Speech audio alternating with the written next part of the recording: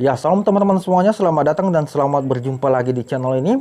Dan pada kesempatan ini teman-teman, marilah kita sama-sama menanggapi dan meluruskan pemahaman mualaf yang satu ini.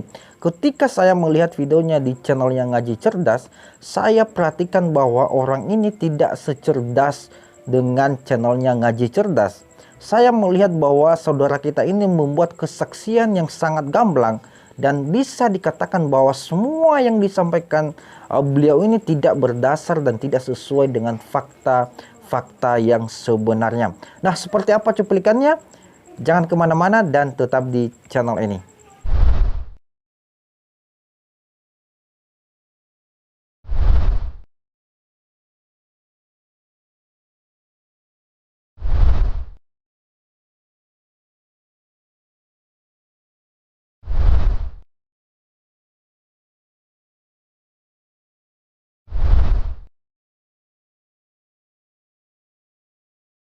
Saya masuk Islam Ya, setelah masuk karena Islam. saya cinta sama Yesus. Yesus itu pas saya baca di Alkitab, dia bukan Tuhan, dia nabi, nabi dan rasul. Dia nabi dan rasul, Bu, bukan Iya, Tuhan. iya. Terus habis itu saya kecintaan sama Yesus Kristus. Yesus suruh saya beriman kepada Rasulullah, Nabi Muhammad, nabi yang terakhir. Bahkan semua rasul itu agamanya itu Islam, semua nabi dan rasul menyembah Allah Subhanahu wa taala, dan Yesus Kristus itu agamanya yang pasti Islam. Nah, teman-teman semuanya, ada beberapa poin yang harus kita luruskan dari pemahaman mualaf ini. Adalah yang pertama, alasan dia meninggalkan agama Kristen masuk ke agama Islam, yaitu karena dia cinta Yesus katanya. Nah, teman-teman semuanya, saya mau katakan bahwa orang ini sangat aneh sekali. Kalau misalnya dia cinta dengan Tuhan Yesus, dia tidak mungkin meninggalkan Yesus dan masuk ke agama Islam. Karena dia sudah pasti tahu akan akibatnya. Orang meninggalkan Tuhan, yaitu neraka jahanam, sudah pasti menanti. Ya. Ibaratnya kita punya pasangan dan kita sangat mencintai pasangan kita. Lalu apa alasannya kita harus meninggalkan dia? Orang yang sangat cinta dengan seseorang pasti dia akan menemaninya atau mencintainya sampai selama-lamanya. Tetapi berbeda dengan pemikiran beliau ini. Maka tadi saya katakan bahwa orang ini aneh, wajib dipertanyakan orang ini. Nah, yang kedua, dia katakan bahwa di dalam Alkitab ada perintah Yesus menyuruh umat Kristen untuk beriman kepada Nabi Muhammad. Nah, ini yang lebih parah, ini parah sekali, ya. Sampai hari ini saya tidak pernah menemukan dari kitab Kejadian sampai dengan kitab Wahyu, maka tidak ada satu perintah atau satu ayat pun perintah Yesus mengenai untuk beriman kepada Nabi Muhammad. Dan tidak ada sama sekali nama Nabi Muhammad di dalam Alkitab. Saya tantang beliau ini, saya katakan bahwa kalau misalnya saudara bisa membuktikan bahwa ada satu perkataan Yesus yang menyuruh untuk beriman kepada Nabi Muhammad, maka saya katakan saya akan menyusul saudara. Nah, teman-teman semuanya, yang ketiga, yang dia katakan adalah bahwa semua nabi beragama Islam. Ya. Ini sudah mulai ngawur, ini gablang semua. Ya. Dari mana ceritanya? Ya. Anda bisa berikan bukti, ya, bahwa semua nabi itu beragama Islam.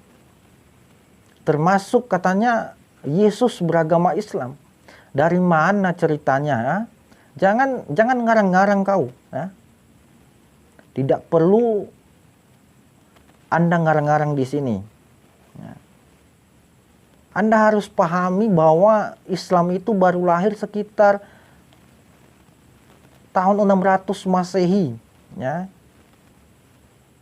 Jadi jaraknya itu sangat jauh sekali. Dan logikanya kalau misalnya Anda katakan bahwa semua nabi beragama Islam, sudah tentunya berarti sudah pasti ya para nabi ini beriman kepada Allah SWT. Nah, masalahnya ya, Nabi Musa, Nabi Adam, Yesus tidak kenal dengan Allah SWT. Yang mereka kenal adalah Allah YHWH, ya, Allah Yahweh. Jadi tidak semua yang dikatakan beliau tidak ada dasarnya ya saudara. Ya, tidak ada bukti yang otentik ya menurut saya. Ya, semuanya gamblang palsu. Ya. Sudah seharusnya misalnya ya, kesaksian atau omongan-omongan yang seperti ini ya, sudah seharusnya ini dipertanyakan ini.